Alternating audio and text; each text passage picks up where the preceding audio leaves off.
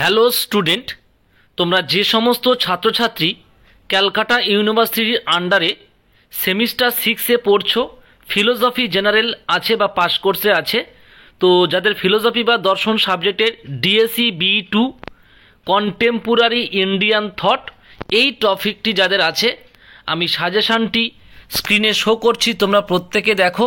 এই সাজেশানটি যদি তোমরা ফলো করো, আশা করি প্রত্যেকেই কমন পেয়ে যাবে।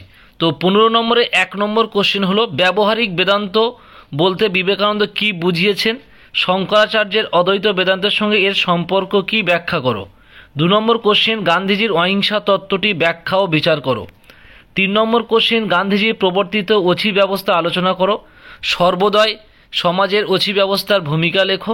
4 নম্বর কোশ্চেন, আম্বেদকরের দলিত আন্দোলন সম্বন্ধে সংক্ষেপে বিবরণ দাও, অথবা সামাজিক অমঙ্গল বিষয়ে আম্বেদকরের মত আলোচনা করো। 5 নম্বর কোশ্চেন হলো, মানব প্রকৃতির স্বরূপ বিষয়ে গান্ধীজির মত আলোচনা করো। 6 নম্বর কোশ্চেন, মানুষের প্রকৃত স্বরূপ কি, বিবেকানন্দের মত অনুসারে আলোচনা করো। এগুলো গেল 15 নম্বর কোশ্চেন। এবারে 5 মার্কসের যে সাজেশানটি করেছি, 1 নম্বর, বিবেকানন্দের মতে জীবনে কর্মের ভূমিকা কি। 2 নম্বর কোশ্চেন, বিবেকানন্দের মত অনুসরণ করে সর্বজনীন বা বিশ্বজনীন ধর্মের আদর্শটি লেখো। 3 নম্বর কোশ্চেন, বিবেকানন্দের মতে ধর্ম কি। 4 নম্বর কোশ্চেন, গান্ধীজির প্রদত্ত সর্বদয়ের প্রত্যয়টি সংক্ষেপে লেখো। 5 নম্বর কোশ্চেন, গান্ধীজিকে অনুসরণ করে সত্যাগ্রহের ধারণাটি সংক্ষেপে লেখো। 6 নম্বর কোশ্চেন, আম্বেদকরের অস্পৃশ্যতার ধারণাটি ব্যাখ্যা করো।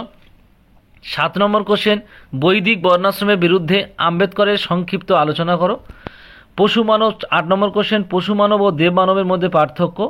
9 নম্বর কোশ্চেন, জাতিভেদ প্রথা ও অস্পৃশ্যতা নিয়ে আম্বেদকর ও গান্ধীজির মধ্যে তুলনামূলক আলোচনা করো।